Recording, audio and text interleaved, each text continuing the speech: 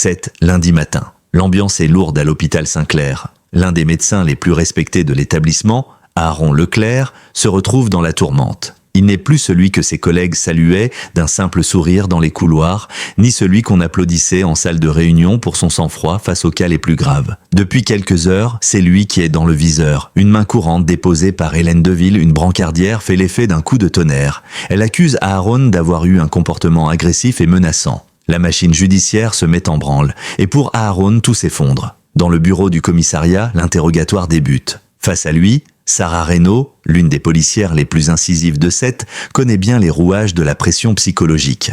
Aaron, pourtant habitué à contrôler ses émotions, ne parvient pas à cacher son irritation. Il est tendu, sur la défensive, presque paranoïaque. Chaque mot semble le rapprocher d'un gouffre invisible, chaque question le pousse dans ses retranchements. Son frère Simon, avocat de profession, est assis à ses côtés. Il observe, il soutient. Il sait que ce n'est pas seulement un interrogatoire, c'est un test de résistance. Et Aaron est en train de le rater. Ce n'est pas tant l'affaire en elle-même qui bouleverse Aaron, mais ce qu'elle ravive. Lisa, son ancienne compagne, lui a téléphoné quelques jours plus tôt pour lui annoncer qu'elle refaisait sa vie avec un autre. Un coup de poignard qu'il n'a pas vu venir. Lisa, c'était l'encre, la complice, le dernier lien avec une forme de stabilité. Depuis cet appel, Aaron vacille. Il a haussé le ton contre Hélène juste après cette conversation. Une coïncidence ? Peut-être, mais dans une enquête, les coïncidences ne sont jamais ignorées. Dans sa ligne de défense, Aaron affirme avoir passé la nuit de dimanche à lundi chez lui. Il assure que ses colocataires pourront confirmer son alibi. Pourtant, même ce détail ne parvient pas à dissiper les doutes. Sarah, implacable, insiste « Vous comprenez que votre comportement soulève des questions ?» Simon, en bon juriste, tente de recentrer la discussion. Maître Leclerc a déjà répondu. Il était chez lui, mais les silences d'Aaron pèsent autant que ses mots. Pendant ce temps, les rumeurs commencent à circuler dans les couloirs de l'hôpital. Les regards changent, certains baissent les yeux, d'autres, plus directs, murmurent dans les vestiaires. Un homme aussi brillant peut-il basculer du côté sombre en un claquement de doigts? La réponse est rarement aussi simple. Aaron, lui, encaisse, en silence. Ce n'est pas la première fois que la série Demain nous appartient explore les failles humaines derrière les façades les plus solides.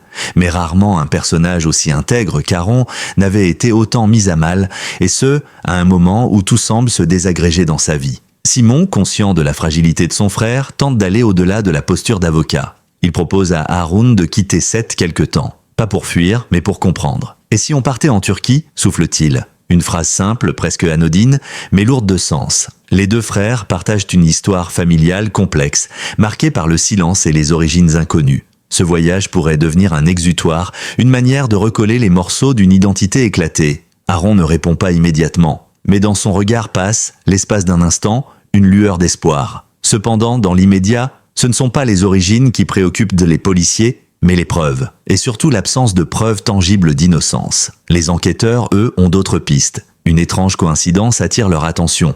Un costume de mascotte retrouvé lors d'une perquisition semble lié à l'affaire. Une vidéo de surveillance montre un individu dans un manège, masqué, la nuit du drame. Le gabarit ne correspond pas à celui d'Aaron.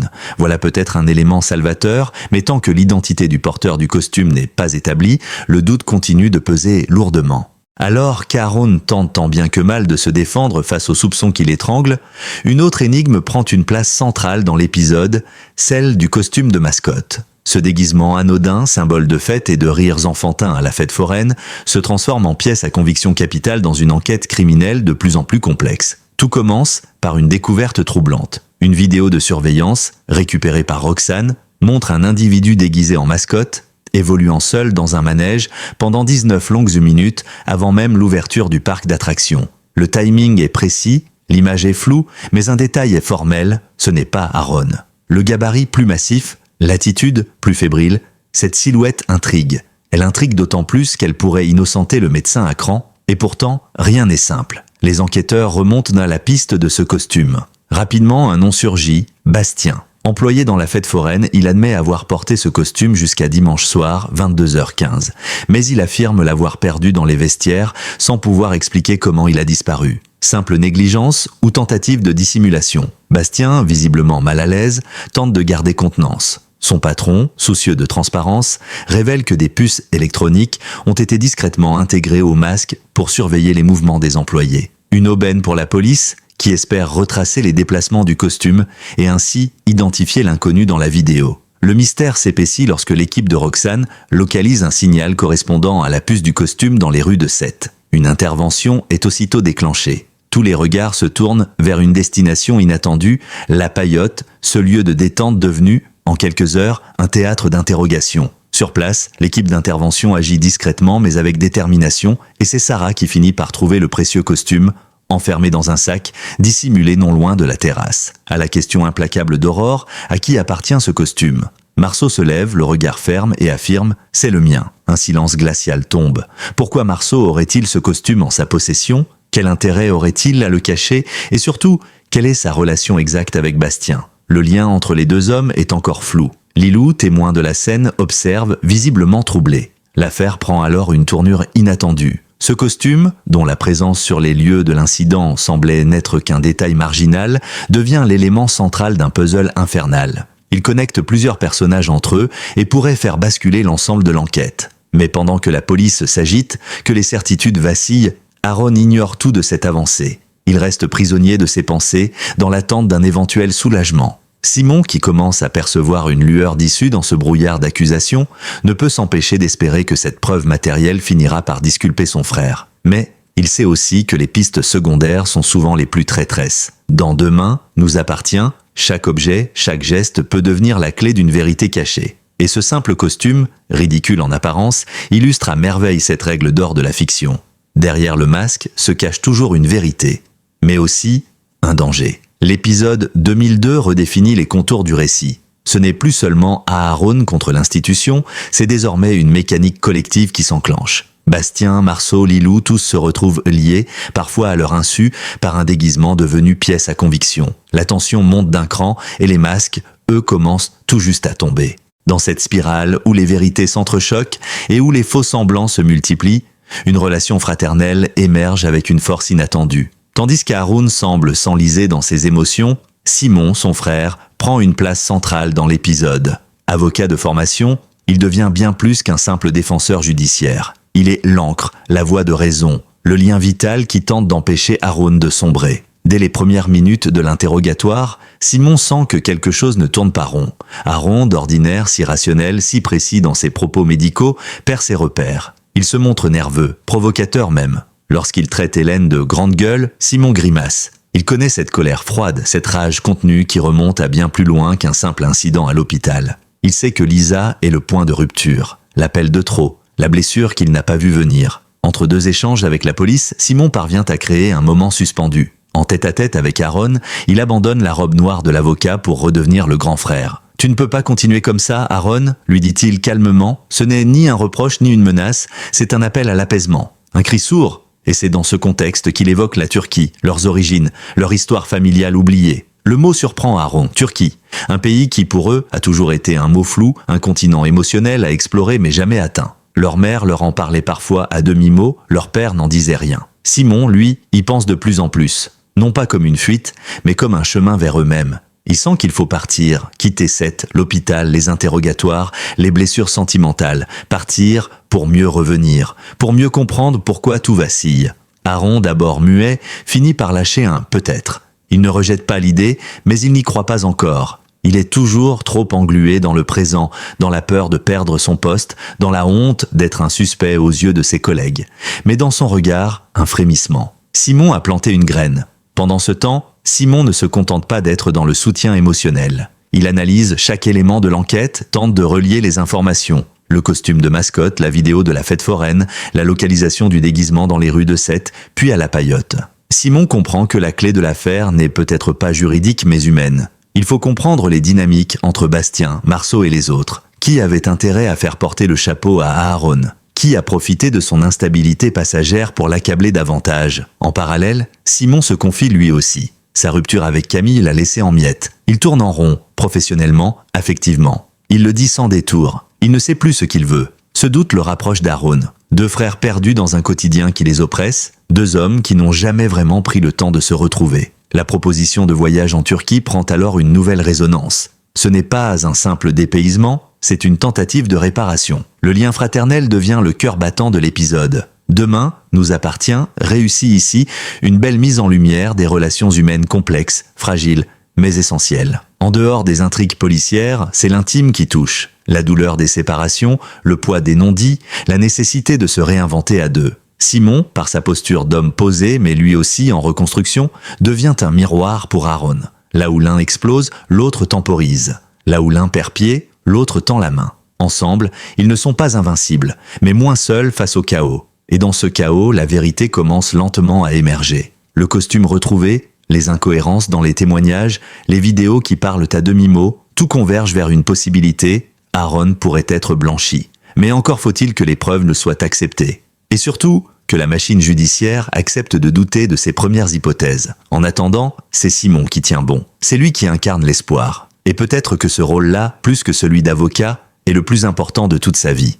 Pendant qu'Aaron lutte contre les accusations et que Simon s'improvise boussole familiale, une autre intrigue se joue en parallèle, plus intime, mais tout aussi lourde de conséquences, la tentative de demande en mariage de Martin à Raphaël. Une histoire d'amour complexe, tissée au fil des saisons de Demain nous appartient, qui semble sur le point de franchir un cap symbolique. Mais entre les espoirs de l'un et l'épuisement de l'autre, le moment rêvé tourne au fiasco. Depuis plusieurs jours, Martin Constante, chef de la police judiciaire de Sète, rumine cette idée. Il veut demander la main de Raphaël Perrault, avocate, femme brillante, libre et indépendante, qu'il aime profondément. Il ne l'a jamais fait auparavant. Ce n'est pas un homme de grande démonstration, mais cette fois, il est prêt à se lancer. Il sent que le moment est venu. Une intuition profonde, un besoin de se fixer, de transformer cette complicité en promesse. Il prend donc les devants. D'abord, il en parle à Nordine, son fils, puis à Sébastien Perrault, le père de Raphaël. Le moment est tendu, mais Sébastien ne se montre ni surpris ni réticent. Au contraire, il taquine Martin, lui glisse même une phrase bien sentie. « Ma fille est adulte, elle ne m'appartient pas », et lui donne sa bénédiction avec ce mélange de bienveillance et d'ironie dont il a le secret. Martin est soulagé. Le terrain semble dégagé. Reste à orchestrer la demande, le décor est prêt. Le Spoon, lieu symbolique de leur histoire. Martin imagine un moment simple mais sincère. Il prévient même Camille et Maude, les filles de Raphaël, pour qu'elles lui laissent la maison. Il veut que tout soit parfait, que Raphaël se sente entouré, aimé, choisi. Il est nerveux, presque maladroit. Ce n'est pas tous les jours qu'un flic chevronné s'improvise romantique. Mais voilà. Ce que Martin n'a pas anticipé, c'est l'état dans lequel Raphaël rentre ce soir-là. Épuisé, lessivé, malade peut-être. Elle pense avoir mangé quelque chose de mauvais. Elle n'a ni appétit, ni envie de parler, ni énergie à consacrer à quoi que ce soit d'un peu cérémonial. Elle rentre, esquisse un sourire fatigué, refuse l'idée même de dîner et file sous la douche. Son seul objectif, se coucher tôt et avancer sur ses dossiers. Elle ne voit pas l'émotion sur le visage de Martin. Ne devine pas que sous cette apparence banale se cache une bague, une promesse, un espoir. Martin ne dit rien, il ravale sa déception. Il ne s'effondre pas, non.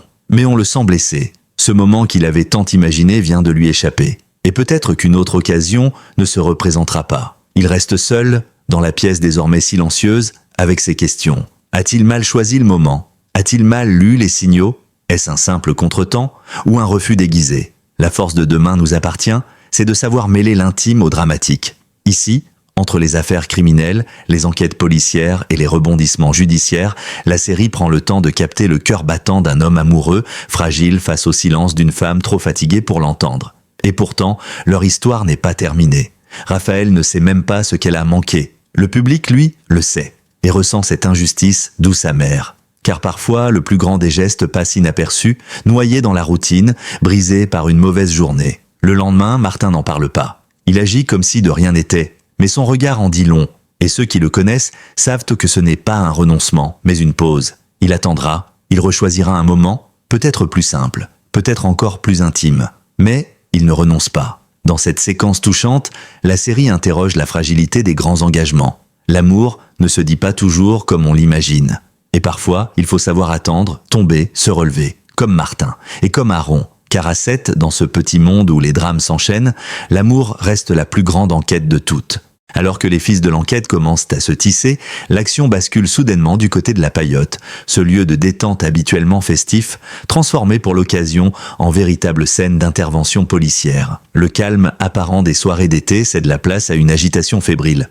Un contrôle est lancé et tout le monde comprend rapidement que la police ne cherche pas un simple voleur de glace. Ce soir-là, à la Paillote, plusieurs visages familiers sont présents. Ludo, fidèle à ses habitudes, est venu retrouver Victoire et Fred pour un dîner entre amis. L'ambiance est d'abord légère, même si Victoire semble distraite. Elle tente de se changer les idées depuis le départ précipité de Joyce, partie à Malaga pour annoncer sa grossesse à ses parents. Fred, quant à lui, revient tout juste d'un entraînement de joute particulièrement musclé, mené d'une main de fer par son entraîneur José. Rien ne laisse présager ce qui va suivre. Mais soudain, l'intervention. Aurore, à la tête de l'équipe, pénètre dans la paillote sans crier gare. Elle ne dit rien sur l'objet précis de la perquisition, mais son regard laisse peu de place au doute.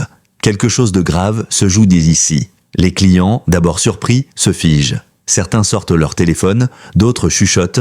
En quelques minutes, le décor change de ton. Charles, qui se trouve sur place, tente d'en savoir plus. « Qu'est-ce que vous cherchez ?» interroge-t-il Aurore, qui reste de marbre. « Désolé, je ne peux rien dire. » Cette réponse suffit à faire grimper la tension d'un cran. L'instant d'après, c'est Sarah qui met la main sur ce qu'elle cherchait. Le costume de mascotte, rangé dans un sac, placé à l'écart mais pas suffisamment bien caché. Un frisson parcourt les témoins. C'est donc ici que la fameuse tenue a fini sa course. La question fuse aussitôt. À qui appartient ce costume ? Le silence s'installe une fraction de seconde, puis, contre toute attente, Marceau lève la main, il assume « c'est à moi ». Cette affirmation change tout. Jusqu'alors, l'enquête s'orientait principalement autour d'Aaron puis de Bastien. Mais voilà que Marceau, discret et en retrait jusqu'ici, entre brutalement dans la lumière. Pourquoi Marceau avait-il ce costume ? Comment l'a-t-il récupéré ? Et surtout, qu'a-t-il à voir avec la personne aperçue sur les caméras dans le manège cette nuit-là ? Les interrogations se multiplient, les regards se tournent vers lui, mais Marceau reste impassible. Lilou, présente à quelques mètres, semble déstabilisée. Son visage se ferme.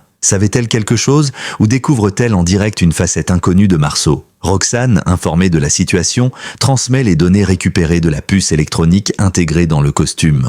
Le parcours du déguisement est retracé heure par heure. Le lien avec la fête foraine, avec Bastien, puis avec la paillote, devient de plus en plus clair. Mais entre les faits bruts et les responsabilités précises, il reste encore un monde à explorer. Ce rebondissement met également en lumière les limites de la stratégie de défense de Bastien. Jusque-là, il avait admis avoir perdu le costume, mais avait nié toute implication dans un éventuel usage ultérieur. Or, si Marceau l'a récupéré, cela suppose soit un accord entre eux, soit un vol. Et dans les deux cas, quelqu'un ment. L'affaire prend une nouvelle tournure. On sent chez les enquêteurs une forme de soulagement mêlé de prudence. Pour Aaron, c'est peut-être le début d'une réhabilitation. Le costume retrouvé, la silhouette sur la vidéo qui ne correspond pas à lui, et maintenant, une nouvelle personne qui en revendique la possession.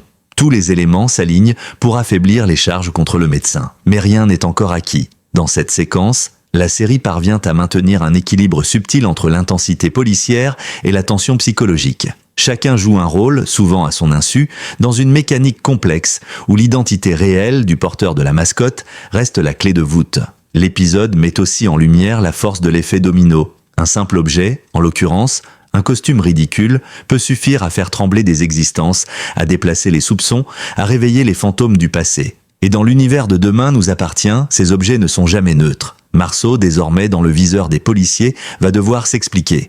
Et cette explication pourrait bien faire voler en éclats plus d'une certitude. À 7, la journée s'achève mais les esprits sont loin d'être apaisés. L'épisode 2002 de Demain nous appartient livre ses derniers actes avec une intensité feutrée mais décisive. Les masques tombent, parfois littéralement, et ce qui paraissait flou au départ se dessine désormais avec une netteté troublante. Entre révélations, émotions contenues et décisions à venir, le récit se referme sur une tension toujours palpable. Le costume de mascotte, retrouvé dans un sac à la paillote, a déjà changé les règles du jeu. Marceau, en l'assumant, fait basculer les équilibres. Mais derrière cette prise de responsabilité se cache encore une énigme.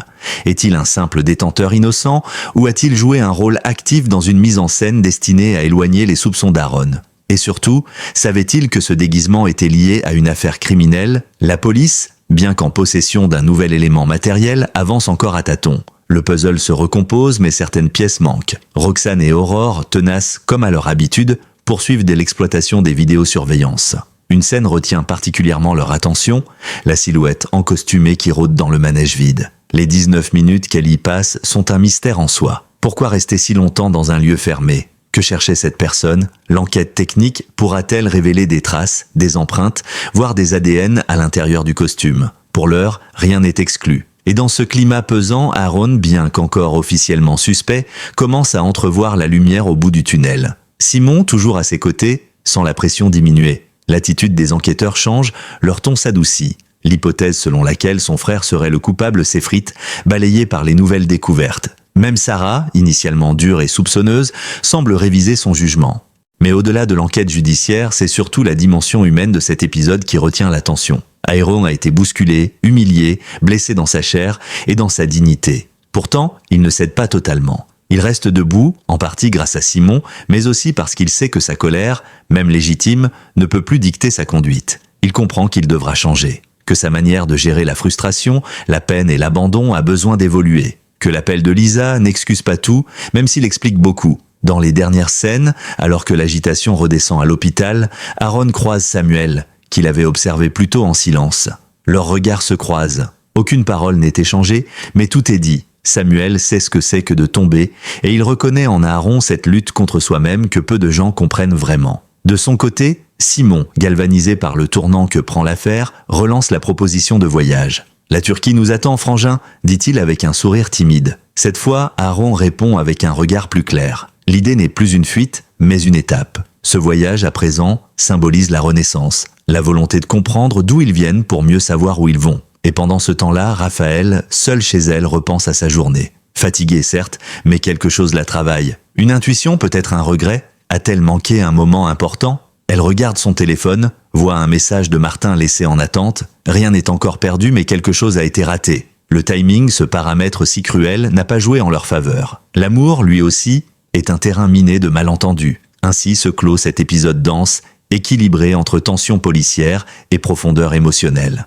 Demain nous appartient y démontre une fois de plus son art de la narration chorale, mêlant intrigues judiciaires, liens familiaux fragiles, douleurs affectives et révélations inattendues. Le public, quant à lui, reste suspendu à la suite. Qui portait réellement le costume? Marceau dit vrai, mais pour protéger qui? Bastien est-il une victime ou un complice? Et Aaron, que deviendra-t-il dans les prochains jours?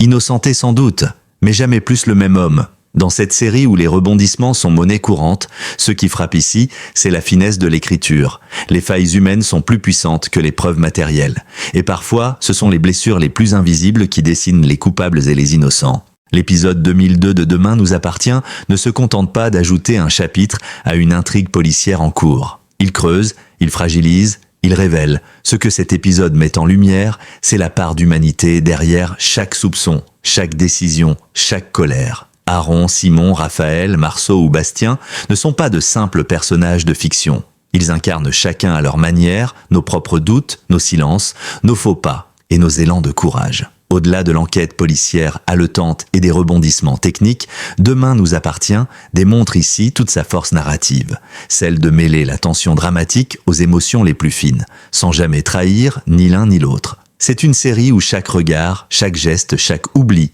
peut faire basculer un destin. Et alors que les spectateurs attendent avec fébrilité l'épisode suivant, une chose est sûre, rien n'est encore joué, ni en amour, ni en justice. Mais c'est justement cela qui fait battre le cœur de cette série. La vérité prend du temps. Elle avance, souvent masquée. Et c'est à nous de l'attendre avec patience et lucidité.